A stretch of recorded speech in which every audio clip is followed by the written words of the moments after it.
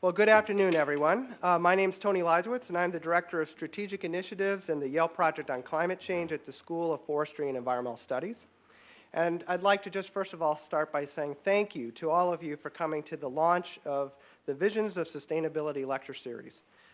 Today we are very fortunate to welcome Dr. Paul Raskin as our inaugural speaker in the series.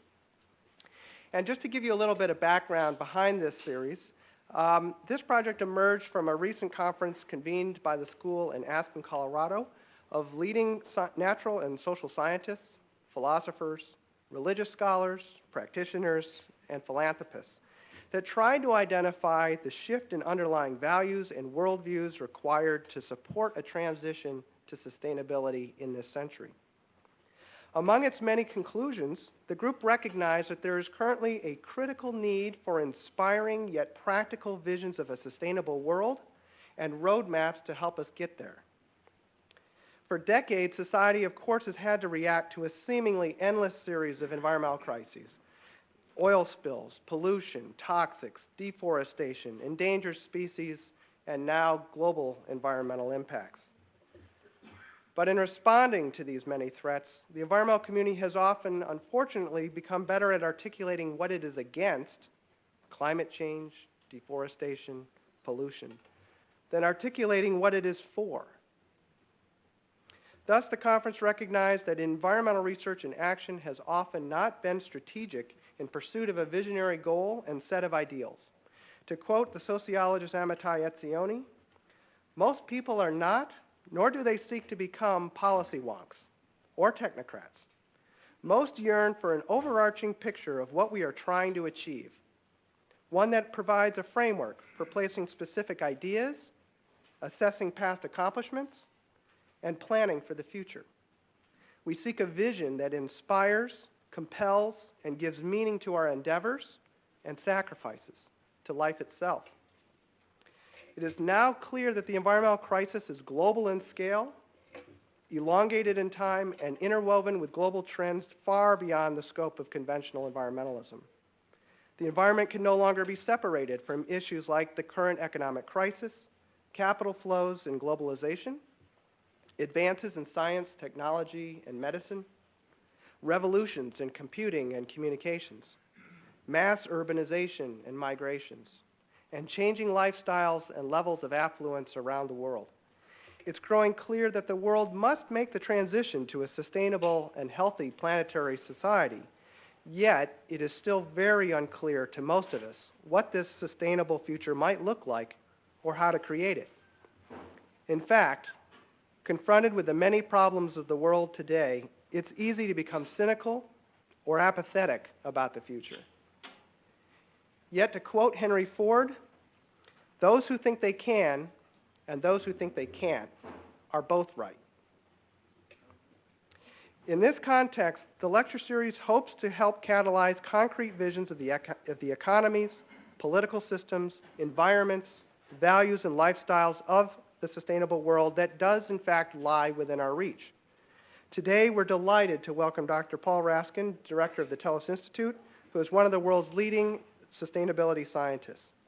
I'd also like to note that our second speaker in the series will be Alex Steffen, founder and director of worldchanging.org, which will be on May 8th over in Cruden Hall.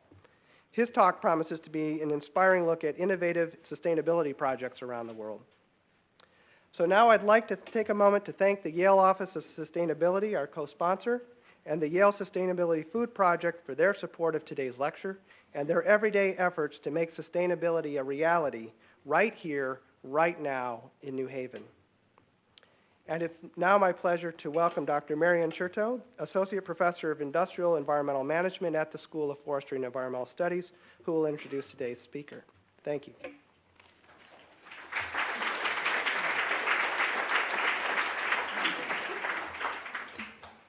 Thank you. I'm delighted to be here and to welcome Paul. I see the problem like this. Tony says, what we need is a widely shared vision of how to get to sustainability that perhaps environmentalists have been too much focused on the negative, what's wrong. And now we have Paul Raskin here, no one better qualified to present a vision of what that future could look like. So we're all very privileged. We're very privileged just to have eaten this wonderful food and to be feeling good already. But let me say something a little bit more formal about Paul and his work. I head the fan club, so I can, if you want to get little bumper stickers and stuff afterwards.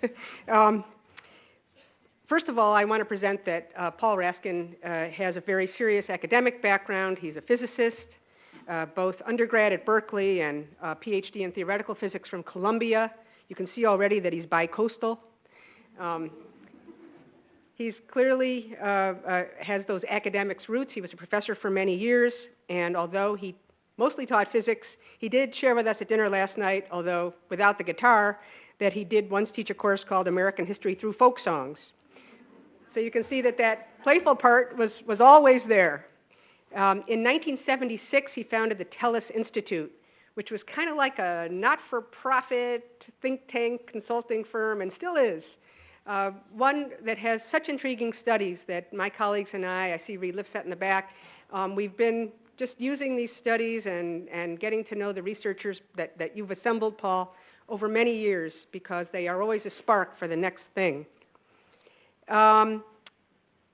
Subsequently, Paul started the Stockholm Environmental Institute in 1989, and also the Global Scenario Group. Finally, the Great Transition Initiative in 2003, the most recent of these institutions that you've built, and I think you'll hear a lot more about that today. So what I want to indicate is that what you'll hear Paul talk about is really based on a lot of very serious research centered on environmental policy, energy systems, freshwater sustainability, climate change, and so his group has designed a number of widely used planning models.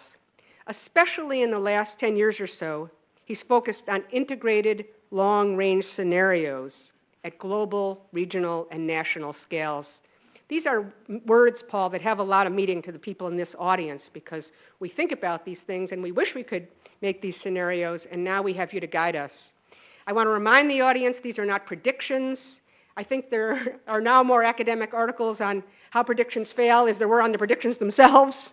So the fact that we have this more integrative form of scenario building is very important.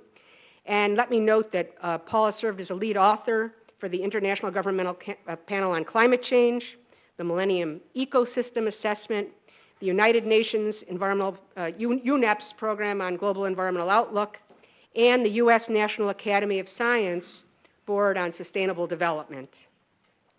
So one scenario that I want to present to you in light of what we're about to hear as Paul looks back from the future to us is fasten your seatbelt.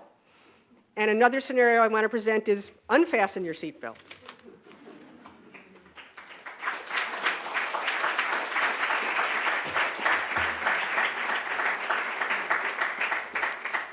Well, thank you, Marion, for those generous words. It's really a pleasure to be back at Yale.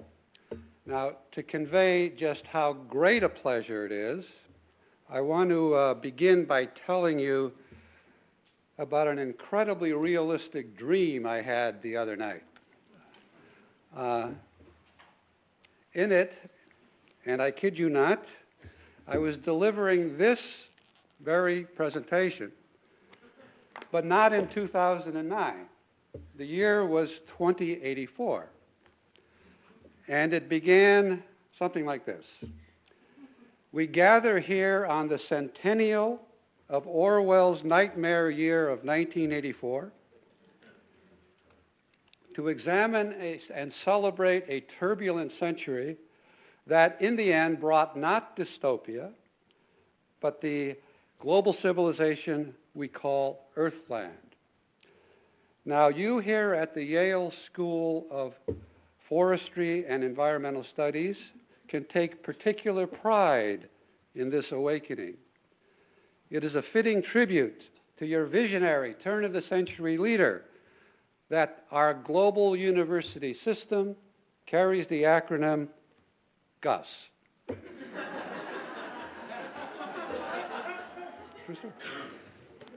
So I woke up smiling, but I wanted to hear the rest of the lecture.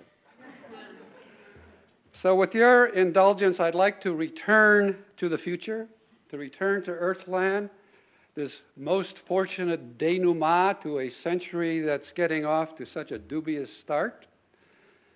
Now, in doing so, my aim is not to predict or offer a blueprint. The geography of the future is a terra incognita that lies beyond the ken of any scientific prediction or political philosophy. Visions of sustainable worlds are about possibilities, not probabilities. Still, Oscar Wilde once said, "A map without utopia on it is not worth living, not worth looking at," which I take to mean that even a crude vision of the destination can help motivate and guide the journey. Indeed, in these grave times, a collective failure to imagine the possible is itself a threat to sustainability. So I hope my story of the future will encourage you to think about your own versions. As Bob Dylan once put it, "I'll let you be in my dream if I can be in yours."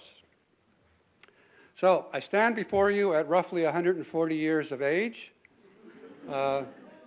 reasonably well preserved, if I say so myself. And you, citizens of Earthland, must be your own grandchildren, great-grandchildren. So off we go, Earthland or bust. Colleagues, a century into the planetary phase of civilization, as our macro historians now refer to the current era, it is timely to consider where we are and where we have been.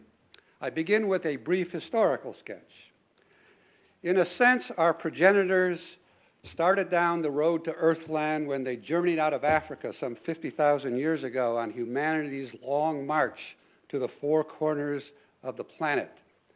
Over the millennia, ancient trade routes carried products and ideas over great distances. Conquering empires encompassed much of the then known world, and the great voyages wove the earliest strands of a web that would come to embrace the planet. Now, the planetary phase is the direct offspring of the modern era. Modernity's revolutions in science, religion, and society liberated vast latent human potential for knowledge, freedom, and progress. Eventually, the industrial explosion unleashed a previously unimaginable frenzy of acquisition and accumulation. By any gauge, the number of people, the scale of production, the pace of innovation, the era of exponential growth had arrived.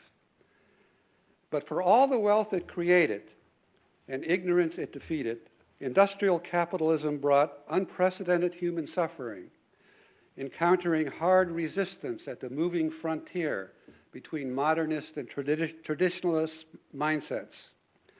Powerful movements for justice and environment arose, but could temper only the worst abuses. The economic growth machine just pushed on toward a world system, cashing out nature's bounty along the way. By the turn of the 21st century, the planetary phase had become a discernible historical phenomenon. An integrated global system was crystallizing with multiple manifestations: economic globalization, threats to the biosphere, distance shrinking technology, cultural interconnectivity and hostility, the explosion of civil society networks, and so on. The planetary phase was all of these developments and more. It was a systemic change in the mode of development that was eroding borders on maps and in minds, and enmeshing people and places in one global system with one shared destiny. The world itself was becoming a stage for crises, for contending forms of consciousness, and for social evolution.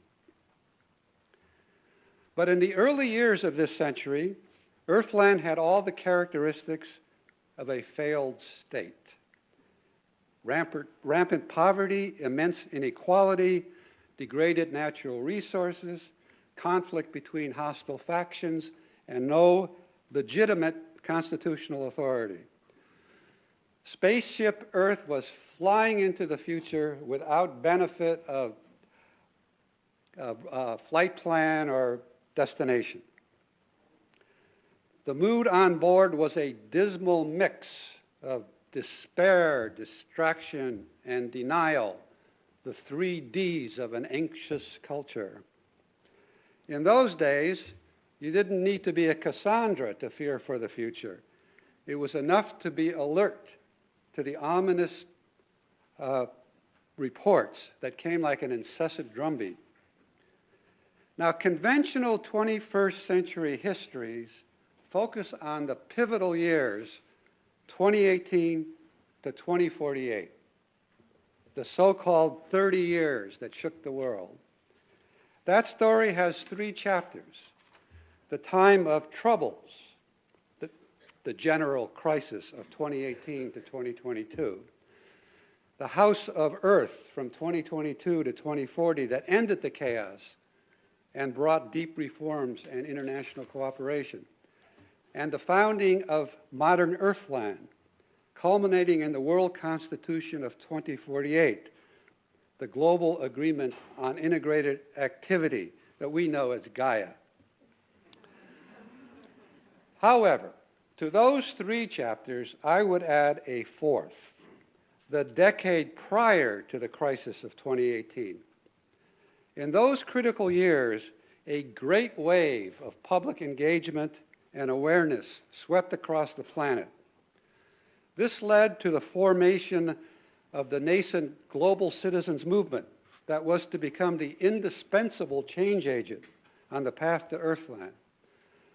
Frankly, absent this movement, the Great Transition scenario would have probably been no more than a minor entry in the annals of utopian thought.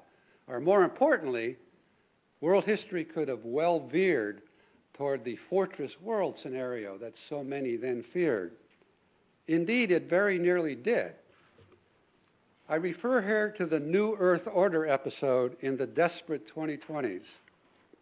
The NEOs were an international association of political, business, and military elements with the self-proclaimed mission of preventing global collapse. Their idea was to establish an emergency world authority that would impose martial law and seize control of vital resources. Well, in the event, this grandiose cabal was rather short-lived and farcical, and during their long years of detention, the NEOs had ample time to ponder their miscalculations. For all the while, the global citizens movement was edging toward its tipping point. Now, the civil society activism of the 1990s and 2000s was a glimpse of what was to come. That eruption brought great energy and diversity to 1,000 issues, but was limited by organizational fragmentation, theoretical incoherence, and the lack of a compelling alternative vision. Progress painstakingly won here and there was overwhelmed by systemic deterioration. Local success stories did not add up to a new pathway for global development. The civil society upsurge both made the global citizens movement possible and highlighted its necessity. 4 developments were critical for this evolutionary coalescence. First, the movement cultivated unity through a politics of trust, a commitment to seeking common ground and building bridges, to tolerating proximate differences in order to nurture the ultimate basis for solidarity. Second, it offered a systemic conceptual framework for connecting issues as part of a common project for social and ecological transformation. Third, its pragmatic vision provided a coherent, legitimate, and rigorous alternative that inspired hope and confidence. And fourth, Its strategic sophistication brought victories and, in their wake, new adherents. Beyond the tipping point was a bandwagon. The global citizens movement was the tangible political and cultural expression of this great transition. But it was rooted in a parallel transition then underway in the realm of the human heart. People were returning to the most fundamental questions. How shall we live? Who should we be? What matters? Gradually, the dominant values of yesteryear, consumerism, individualism, anthropocentrism, were giving way to a new triad: quality of life, human solidarity, and an ecological sensibility. This emerging suite of values was to become the very foundation of the entire edifice of contemporary planetary society. Today, these are expressed in varying weights and meanings across our diverse region, but are the sine qua non nearly everywhere. Let's consider the three values in turn. That the enhancement of the quality of life should be the goal of development is now so self-evident, it must be remembered that over the eons, the problem of scarcity and survival, what Keynes called the economic problem, dominated existence. Then, with the industrial cornucopia, the historic possibility opened for a post-scarcity civilization. Our ethic of material sufficiency has roots in the early decades of the transition, when the search began for more meaningful and satisfying ways of living than the work and buy treadmill had on offer. Today, people are as ambitious as ever, but fulfillment, not wealth, is the primary measure of success and source of well-being. The second value, human solidarity, expresses a sense of connectedness with people in distant places and the unborn who will live in a distant time. It is a manifestation of the capacity for reciprocity and empathy that lies deep in the human psyche, the golden rule that is a thread across the world's religions. As a secular doctrine, it is the basis for the ideals of democracy, tolerance, respect, equality, and rights. Finally, with their strong ecological sensibility, people today are mystified and horrified by the feckless indifference of earlier generations. Where the right to dominate nature was once held sacrosanct, people today hold a deep reverence for the natural world, finding in it endless wonder and enjoyment. Rapacious no more, our relationship to the earth is tempered by the humility that comes with understanding humanity's place in the web of life and dependence on its bounty.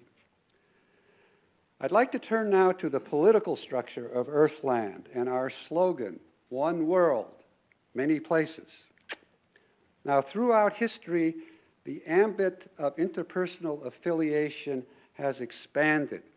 Family, clan, tribe, village, city, nation. Today, identity and citizenship has reached the level of the planet. Now, this possibility had long been dismissed by mainstream political theory, and that skepticism should not be surprising. Looking forward, world historic shifts in popular consciousness can seem impossibly quixotic. Looking back, they can come to seem inevitable. For example, from the vantage point of late feudal society with its deeply entrenched hierarchical relationships, nationalism would have seemed a rather dreamy vision of the future. Yet in the course of a mere couple centuries, the pre-modern mosaic of fiefdoms and principalities and duchies and tribes and city-states was transformed into a world map entirely etched with sovereign nation-states. Once established, territorial nations came to be seen as natural, permanent, and even hallowed building blocks of the political order. Now, globalism may be as deep-rooted as nationalism once was. I mean, perhaps more so. After all, when we travel to space and look back, we see an integral blue planet, not the imaginary boundaries of territorial nation-states. Now, this 21st century zeitgeist of global cosmopolitanism was propelled by both idealism and pragmatism, the aspiration for an authentic world community, and the practical expediency for planetary cooperation.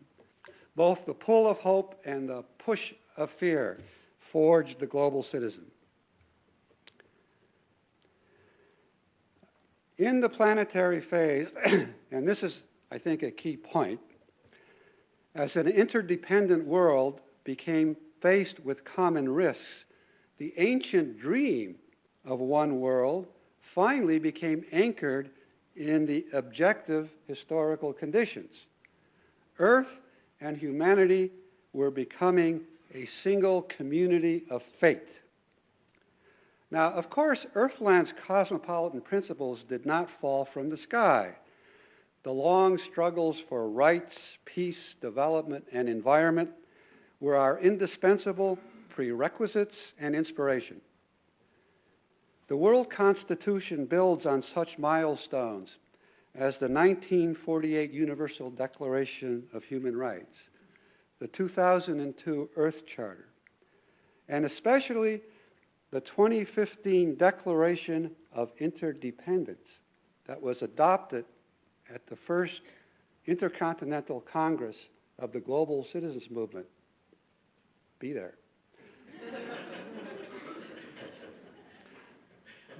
But our commitment to one world is balanced by an equal commitment to many places. The fabric of our society is woven with hundreds of regions of astonishing variety. Although an exhaustive survey is not possible here, a crude taxonomy of basic regional forms is illuminating. Most regions can be coupled into one of three major regional types, which I will call Agoria, Ecodemia, and Arcadia. Now, these whimsical names rely on Greek roots to evoke the classical ideal of political community, active citizens, shared purpose, and just social relations. In Athens, the agora was both the marketplace and the center of political life. Thus, commerce figures prominently in agoria. The neologism ecodemia combines the word roots of economy and democracy. Thus, economic democracy is a priority in these regions. Arcadia was the bucolic place of Greek myth.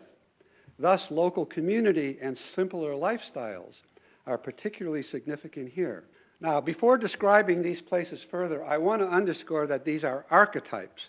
Actual regions are rarely pure cases. And let's remember, some troubled regions are still mired in the conflicts of the past and have yet to solidify a clear identity within Earthland. Now, Agorian regions would be most recognizable to a visitor from a century ago. Relative to other regions, they tend to be more conventional in lifestyles and institutions. Their economies are largely based on shareholder corporations, and investment capital is privately held. But a comprehensive regulatory framework aligns business behavior with social goals in order to maintain highly equitable, responsible, and environmental societies. The distinguishing feature of ecodemia is its fundamental departure from capitalism. Its system of economic democracy banishes the capitalists from two crucial arenas of economic life. First, the conventional model of the firm based on private owners and hired workers has been replaced by worker-owned enterprises, along with nonprofits and highly regulated small businesses.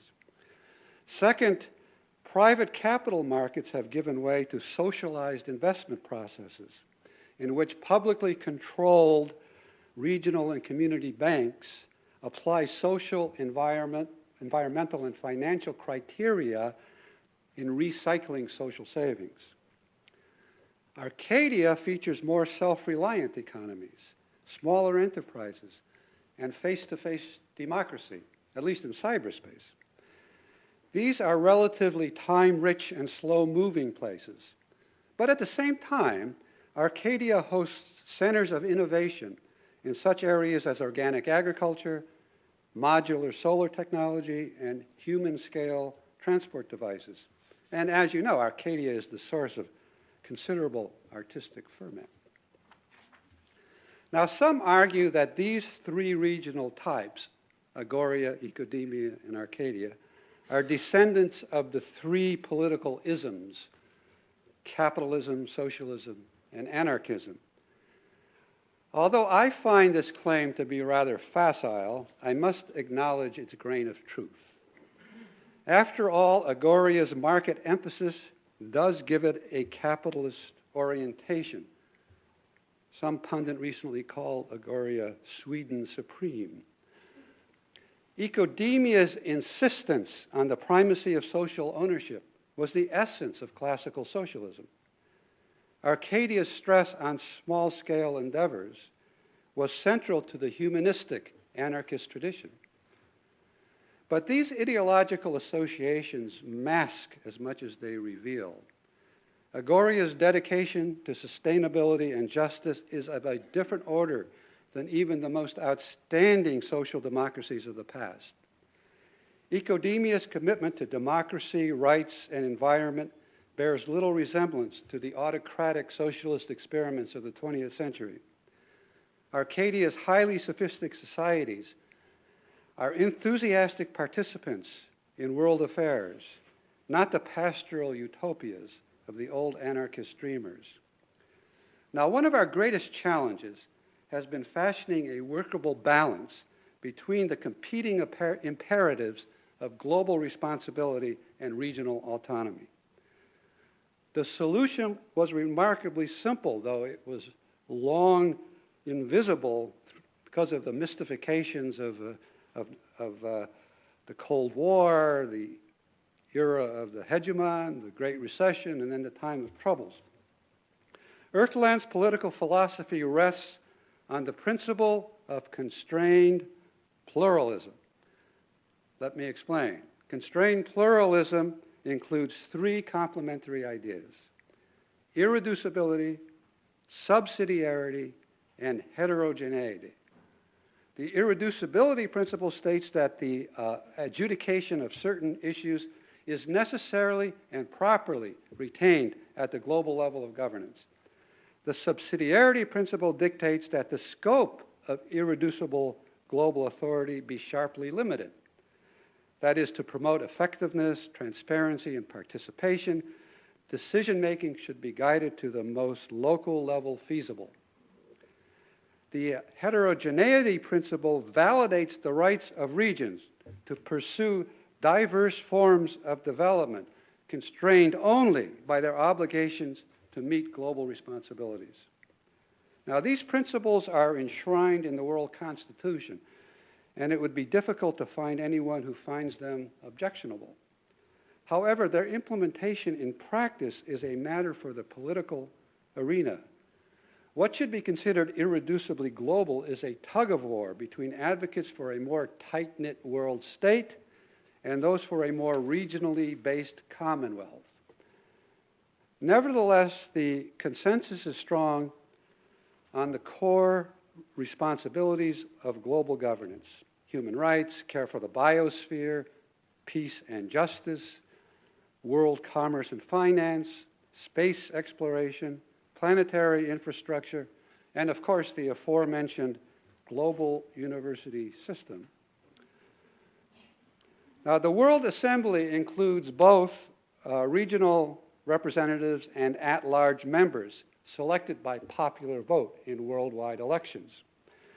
At-large representation gives voice to one world politics, stimulating, for example, the formation of world parties as a counterweight to regional parochialism.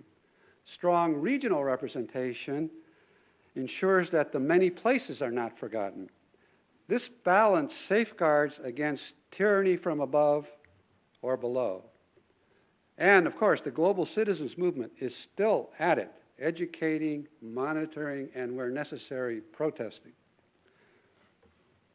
Now, today the economy is understood as a means to social and environmental ends rather than an end in itself.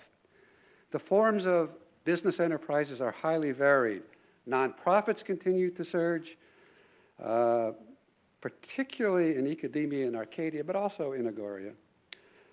Business forms include the worker-owned cooperatives of academia, the small private operations typical of Arcadia, and the corporations of Agoria, long ago rechartered to ensure primacy of social purpose, not shareholder profit. Also, a labor-intensive secondary economy has expanded alongside the high-tech base. This so-called people's economy produces a breathtaking array of aesthetic goods and skilled services. Now, with the exception of a small group of regional parties that advocate extreme autarky, the consensus is strong that global trade is a legitimate feature of Earthland's economy. That legitimacy does not rest, however, on the discredited arguments of neoclassical economics that equate free trade with efficiency and development. Rather, our trade regime is designed to help bind a world culture while taking care not to subvert regional prerogatives. Our dispute resolution system is busy indeed mediating this boundary. Now, the world economy has quadrupled since the early years of this century, and with tighter distributions of income between and within regions, the material well-being of the average citizen is far higher. Everyone has a right to a basic standard of living, provided through a guaranteed minimum income, a full employment policy, or a more traditional welfare system, depending on the regional approach. Now, it is true that in a place like the United States, average income today is somewhat lower than back then. But the comparison is misleading. In those days, the GDP included enormous waste and defensive expenditure, and average incomes were elevated by a bygone class of the super rich. Real measures of well-being and development have never been higher. Now, along the way, Earthland's egalitarian values and muted class distinctions have helped erode old bigotries. After generations of struggle, equality for women and minorities is close at hand. This would not have happened and would remain vulnerable to stagnation or even reversal without the continued vigilance of our rights movements. On the environmental front, Earthland inherited the terrible legacy of a degraded biosphere and destabilized climate.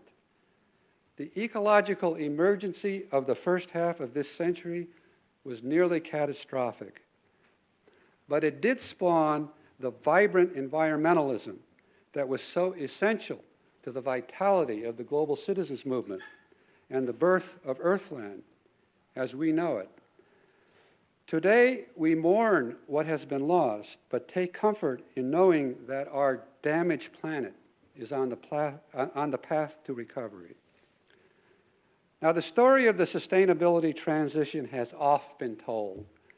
The turning toward less material-intensive consumption patterns, the creation of closed-loop industrial ecologies, the big push on efficiency and renewables, the ecological agricultural revolution, the greening of transport systems. In addition, the Great Transition has also been a demographic transition. Population is stabilizing at about 7 billion, some 2 billion below turn-of-the-century projections. All the more remarkable since life expectancy is now approaching 100 years. The decrease in fertility rates was largely due, of course, to the empowerment of women and the CRASH program to eliminate poverty. Now, another important driver of sustainability was the move toward more compact settlement patterns, like the popular town within the city that place home, work, commerce, and leisure in close proximity. Along with advanced virtual workplaces, this new metropolitan vision has abolished the traffic-clogged commutes and the airport mayhem that once tortured working men and women. People walk, bike, and use high-tech transportation networks that link communities to local hubs, those hubs to one another and larger cities. And people still drive, but more sparingly, often for touring and special errands. The restoration of the biosphere remains a powerful collective enterprise of the country of Earthland.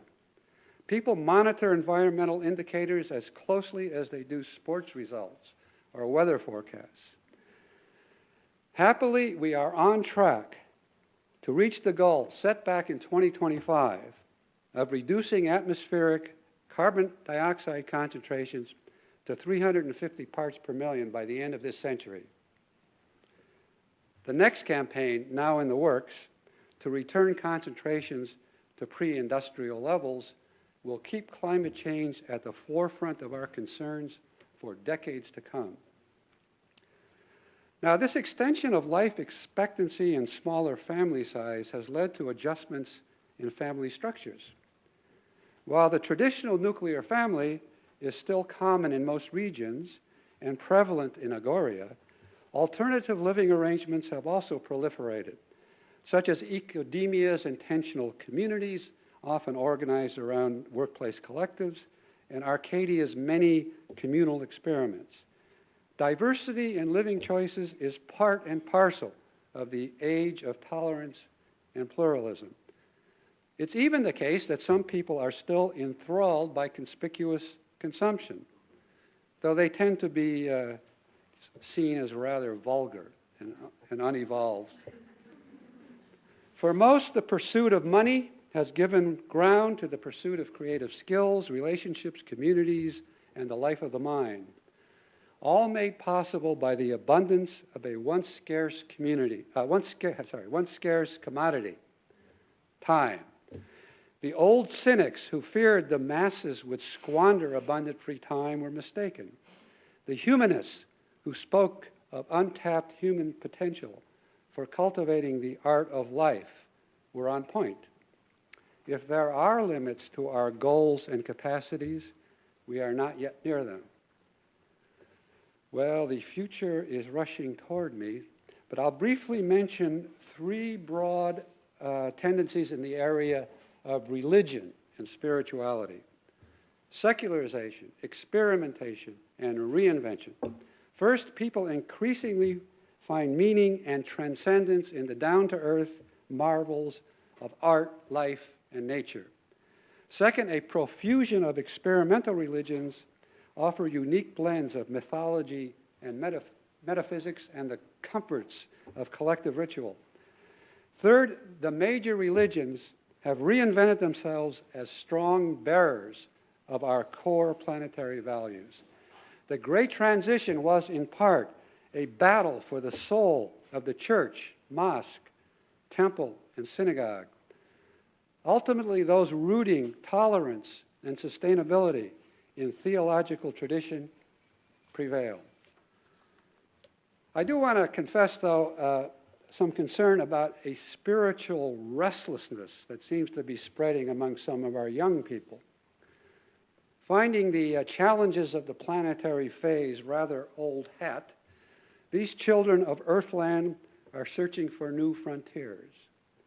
Many are drawn to the post-mundial movement with its dream of space colonization and contact with a still wider community of life. I don't think I'm the only veteran of the Great Transition, mindful of the unfinished transformation right here on the home planet, who find ourselves in the unfamiliar and uncomfortable role of the skeptic.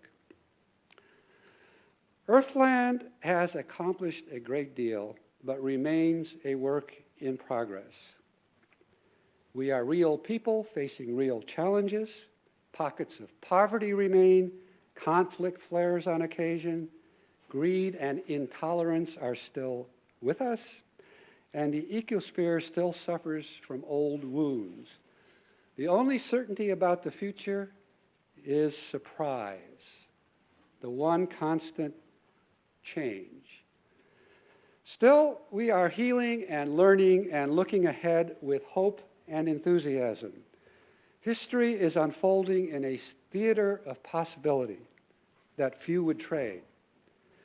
For this gift, we are indebted to those who rose to the promise of the planetary phase when the century was still young.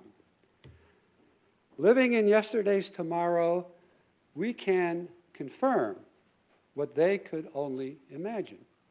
Another world was possible. Thank you.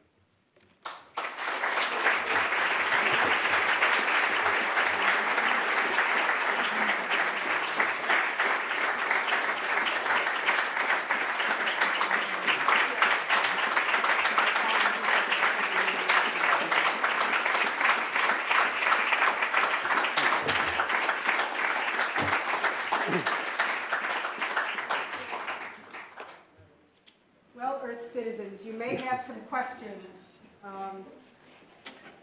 And I just wanted to throw one out because I'm sure everyone is as curious about this as I am, and that is, Paul, can you just share with us some of the trends that you saw in your research that led you to envisioning going this way?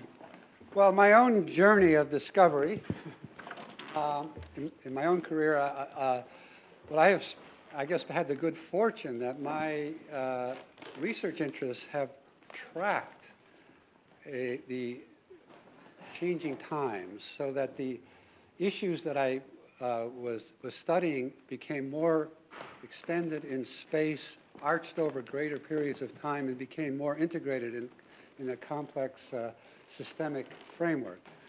So one of the trends is an awareness of the interconnection between these various issues and the need to address them not slicing and dicing in a piecemeal fashion, but through a holistic process of transformation that can be synergistic.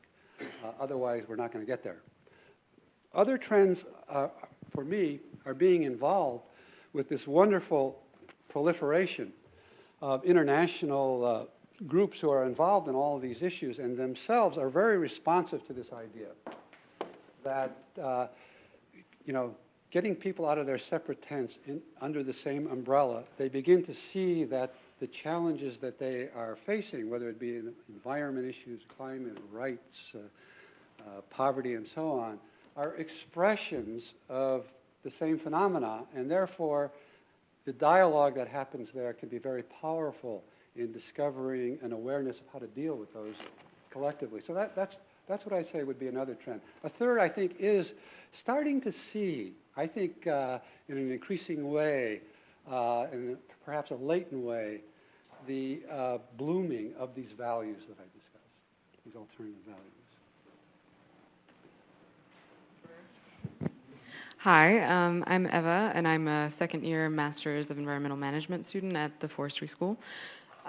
And I wanted to ask, it sounds like your observation of the importance of these different social movements and groups harkens back to, or refers to what has been described by Hawken in his description of all the groups that have emerged on these different topics. But in your speech, you talk about the global citizens movement. And do you think that a unification of these different sort of separate trends is required to move forward through the Great Transition?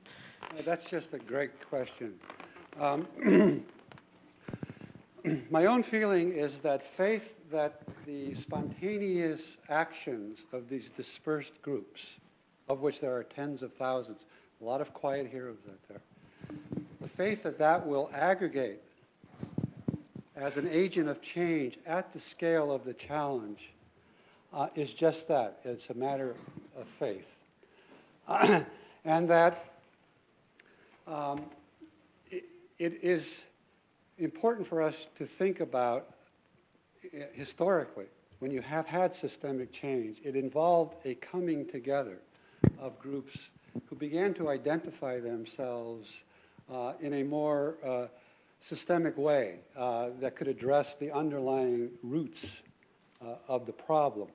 So, as I said in my presentation, and I'll say it again, I think the civil society movement is the precondition. It's the necessary condition, but it's not the sufficient condition for the transition because of this fragmentation, this almost, and in some cases, this almost philosophical concern about an integrated narrative of what could happen, and also the lack of being willing or able to describe what that other world is in the slogan, "Another world is possible."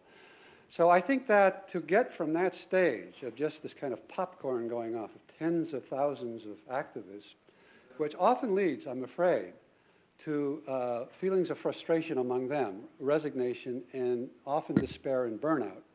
One needs a more sustained and holistic process. I call it the global citizens movement. When I was your age, the civil rights movement was happening, and it was in the air.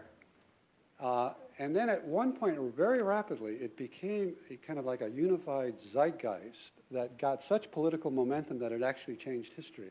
I think we're in that period before that crystallization.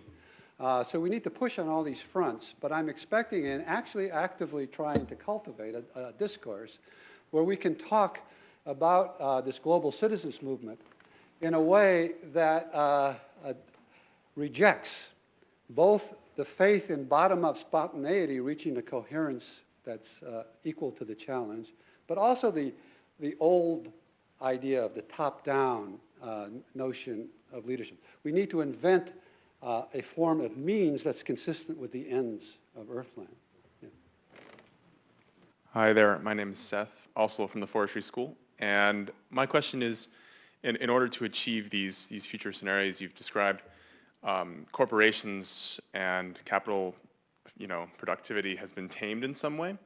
And I'm wondering, and also the way in which politics is employed has been changed as well. And I'm wondering if you have any sort of insights on how one might go about taming the corporation, both in terms of allowing us to be more than just investors and consumers, and also taming them in the political sphere so that we can actually activate our ability to choose on terms that exceed just investment and consumption. No, I think my answer would have been different 6 months ago than it is now. I think we've actually been seeing sort of a sea change in this kind of faith in unregulated free markets. Yeah. Can I refine my question then slightly? Because it's to my mind, it's not the question of the structured regulations, it's the purpose behind the system. I don't see any transformation in the idea that the economy is primarily about the generation of wealth. Yes. Of the products. Yes, I concur. My preface was only to perhaps make my response more plausible. I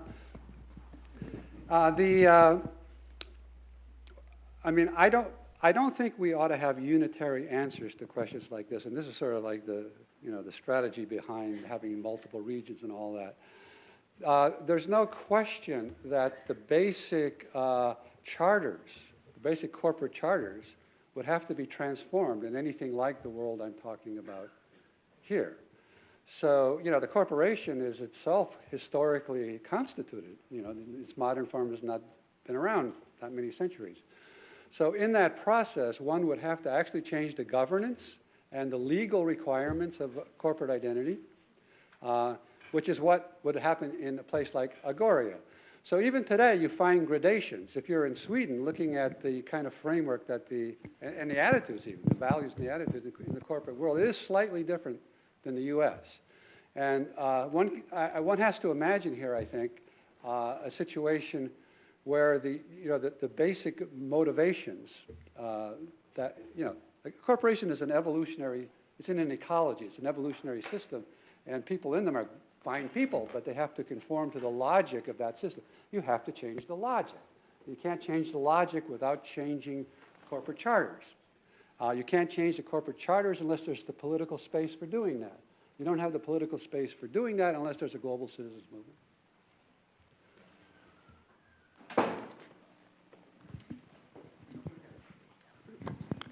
Hi, my name's Fran Moore. I'm a student at the forestry school. And in your narrative, you kind of described a time of trouble. In other words, things are getting worse before they're getting better. I was wondering, do you see that as a kind of a crisis moment, as a necessary condition for this great transformation? And if so, how bad do things have to get before they start getting better? Well, we need Alice in Wonder. Is it Alice in Wonderland? No, it's who's the one with the three bears? Yeah, it's not too much, not too little, just right.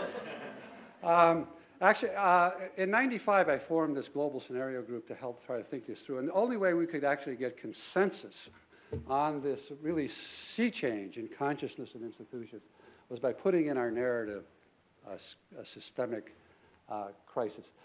I think that what's happening now is we're moving towards a place where there is a tremendous interaction between social, environmental, and economic systems in ways that are very hard to map. And the causalities are reciprocal and really hard to sort out. My own guess is that we are probably facing some kind of systemic crisis. I don't think what we're seeing today is the big one. I think what we're seeing today is largely an event within the economy. So when I talk about the time of troubles of 2018, 2022, I see it as a systemic event where there could be all sorts of feedback. Climate change is happening, social disruption, migration, feeds back on the economy in ways you can't even track. And unfortunately, that kind of rippling and cascading effect could be triggered by any number of events, like an abrupt change in climate that comes sooner than we hope, like a macro terrorist attack, like peak oil, like a pandemic, and so on. So, the key point, again, is the next 10 years.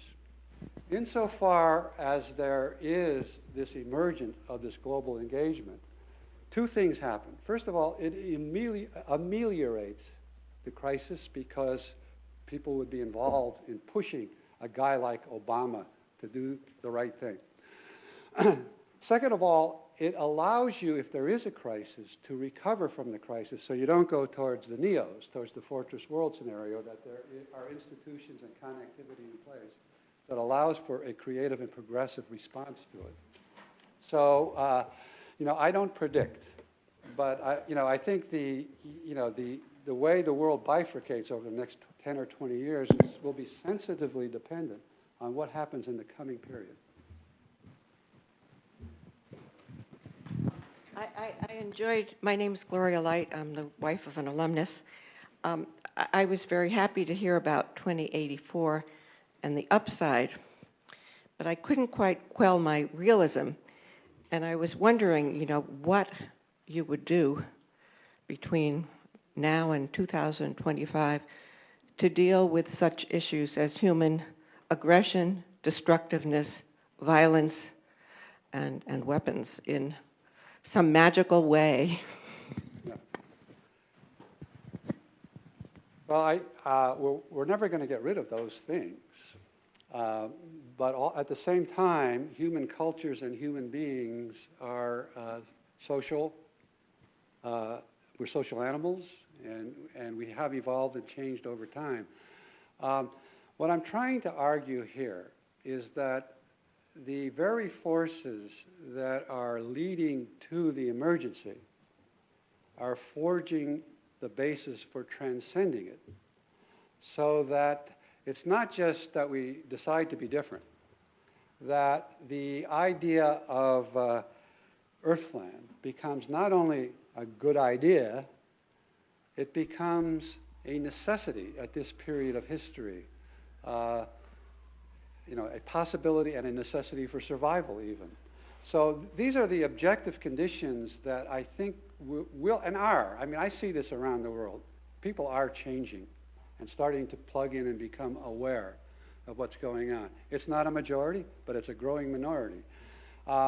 So, what I'm trying to paint a picture here is not of a utopia. As I say, we're real people and we got problems and crises and all these kinds of things. We probably even have Earthland probably has an intervention force to prevent wars between regions. So I don't think we want to be saying that we have eradicated, these basic things. However, the ideas of the Enlightenment, the ideas of tolerance and democracy and so on and so forth have taken a hit over the last couple hundred years. If it is not the case that this current phase of history is going to cultivate those enlarged values and moderate behaviors, then we do get a fortress world. So, we're still in the game here. But pessimism is its own reward. I mean, if we're inactive and we assume that, climate disaster is a done deal, you can count on it. It's a done deal. So we have to make this kind of a bargain. I think it was Antonio Gramsci that once said, pessimism of the intellect, optimism of the will. Because the choices that we make are part of the objective conditions that will determine whether or not there is a basis for optimism.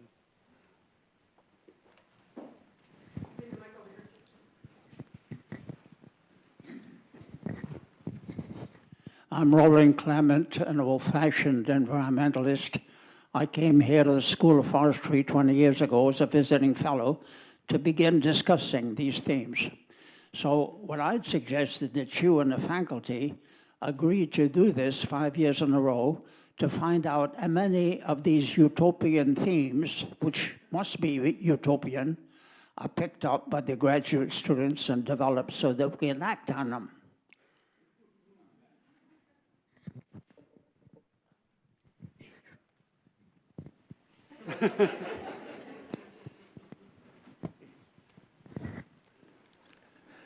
Yes, my name is John. I'm part of the wider community here.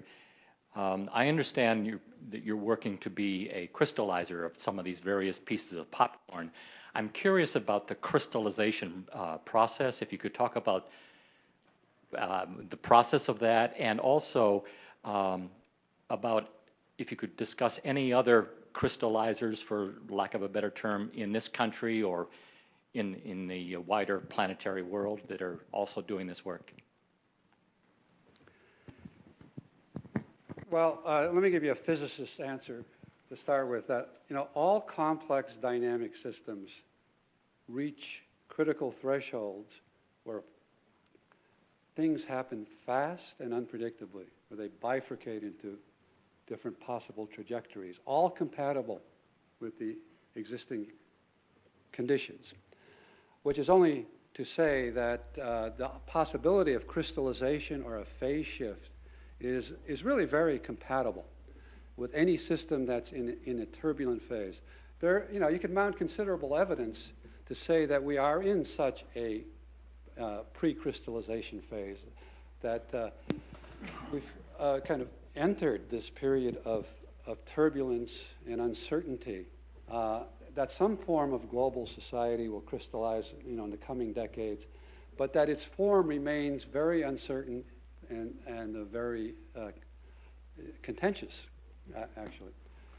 I think that the analogy I was using to somebody earlier today was the idea of a saturated liquid. So you know how you pour sugar in your high school beaker, and it fills up and you can't see the sugar, right? But it's saturated, so it becomes very sensitive to any disturbance. So you tap on the beaker and it crystallizes a bunch of sugar. Okay, I think that there's an analogy here with cultural crystallization. I think there are a lot of people are going through a lot of awareness building, a lot of changing, a lot of reflection. And I am making the assumption, I don't think we're at the saturated point now where a mere tip on the glass will make a difference. What I see myself doing and my colleagues doing is we're still pouring sugar in, to try to bring people to that tipping point. I do want to personally experiment with the idea that I mentioned in the talk of an intercontinental Congress. There are parallel groups in Europe, actually everywhere.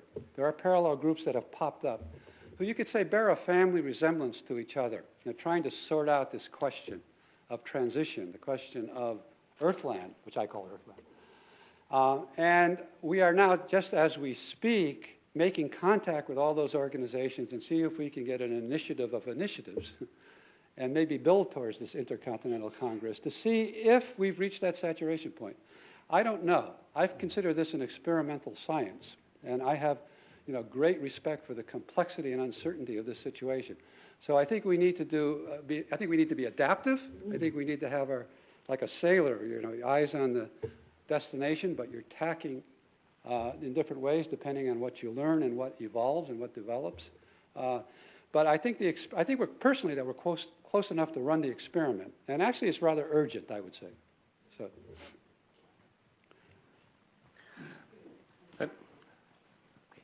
Right. Hi, it's Mike Cohen. I'm an energy auditor locally, and there's a feeling that our corporate structures have failed us, and indeed they have. But it appears that they've also failed the stockholders, so they're not acting the way one would expect them to act anyway. Now, if we want to change things, there's facts and systems and values, and the environmental movement wants us to have foresight so that we can value things that will happen in the future that are becoming apparent now. Rather than try and get people to act against what they perceive as their values, can't we just sort of use the corporate structure, which is a very useful beast, but just put it in a structure where, number one, we correct the imbalance of the owners versus the managers, and number two, we cause them to pay for their externalities because they're not capable of working against their economic interests. But if we just, have a carbon tax and many things like that, maybe we can get them pulling in the right direction again without having to redo the whole world. Well, here.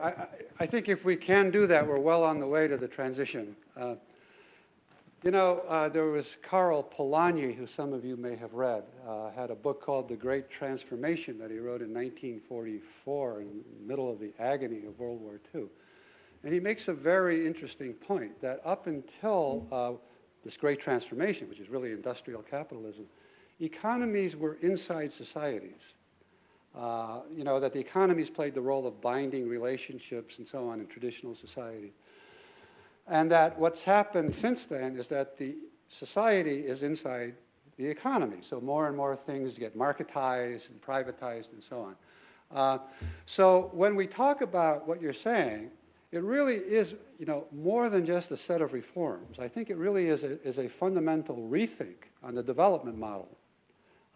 So absolutely, in the short term, everyone's a reformist. How can we change and fix things?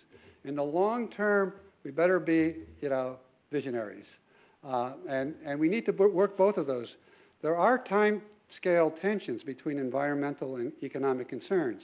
I mean, for example, probably the best thing that's happened for climate change, I'm afraid, is the economic downturn.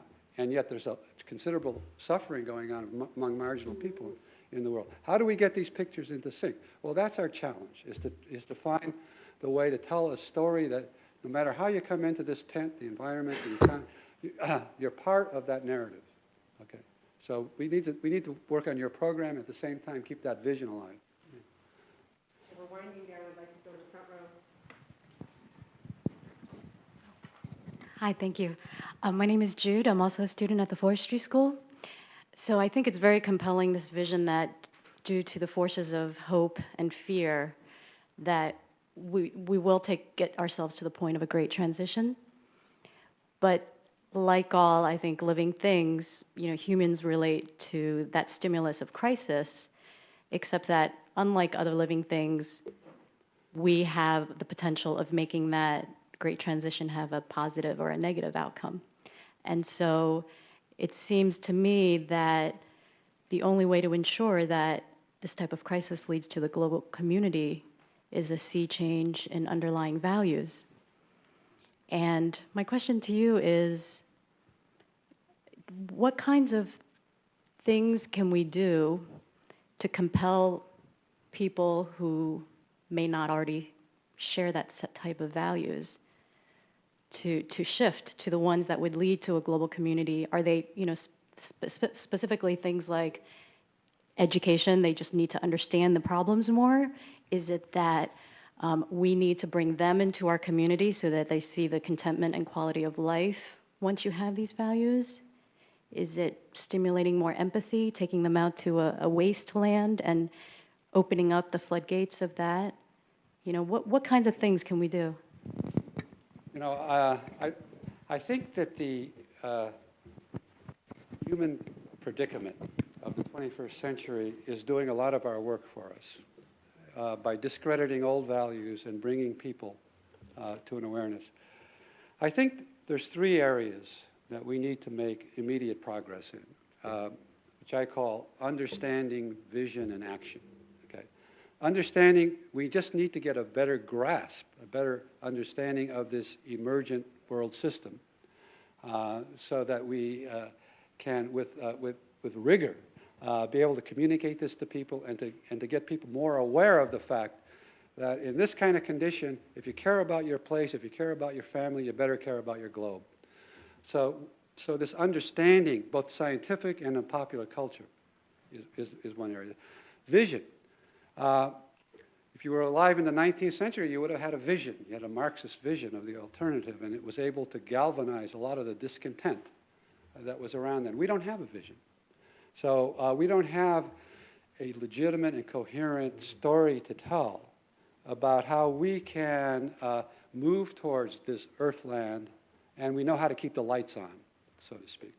So we need to get together and enhance this vision and debate it and pull it together. And it might have many different forms, and at the same time, it might have underlying shared contours.